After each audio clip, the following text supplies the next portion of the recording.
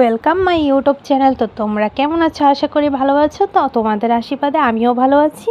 তো আজকের রেসিপিটা হলো চিংড়ি মাছ দিয়ে ছড়ার তরকারি রান্না করলাম, সেটাই তোমাদের সাথে আজকে শেয়ার করব।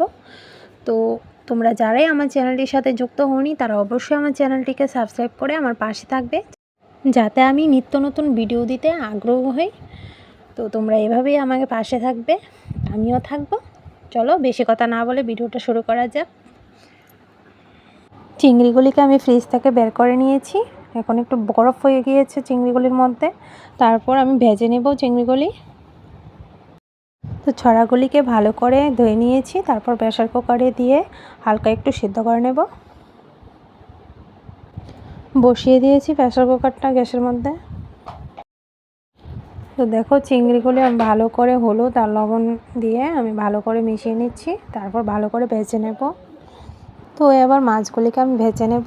তো কার কার খেতে চিংড়ি মাছ ভালো লাগে অবশ্যই কিন্তু কমেন্ট করে জানাবে বন্ধুরা। আমার তো খুব ভালো লাগে, আমার পরিবারের সবারই ভালো লাগে। তো চিংড়ি মাছ অনেক কিছু দিয়েই খাওয়া যায়। তো ঘরের ছড়া ছিল, তাই ছড়া দিয়ে আমি রান্না করে নিচ্ছি। তো কেমন হয়েছে রান্নাটা অবশ্যই কিন্তু কমেন্ট করে জানাবে। তো মাছগুলি ভাজা হয়ে গেছে, তো ছড়াগুলিও হালকা একটু তেল দিয়ে আমি ভেজে নেব।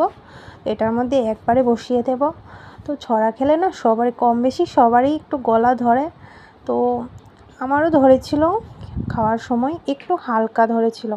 যখন আমি এগুলি ধুয়েছিলাম তখনই আমার হাড়টা একটু একটু চুলকাচ্ছিল।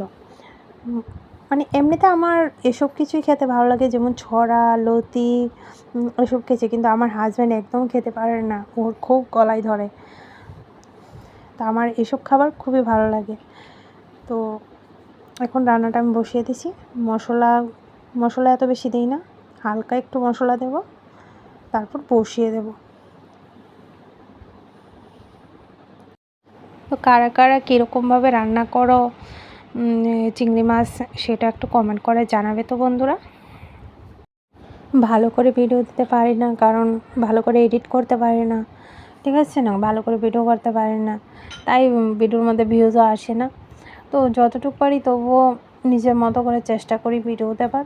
তো তোমরা আমাকে একটু হলেও সাপোর্ট করো, সাপোর্ট করলেই তো আমি সামনের দিকে এগিয়ে যেতে পারবো, ঠিক না বন্ধুরা? কারণ কেউ তো আর নিজে নিজে আর কোনো কিছু সাকসেস পেতে পারে না, ঠিক না? সবাই সবাইকে সাপোর্ট করতে হবে, তাহলে আমি সামনের দিকে এগিয়ে যেতে পারবো।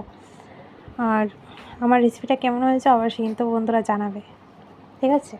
তো এইভাবে পাশে থেকো, আমিও থাকবো। তো আমার ব্লগটা দেখার জন্য তোমাদেরকে অনেক অনেক ধন্যবাদ।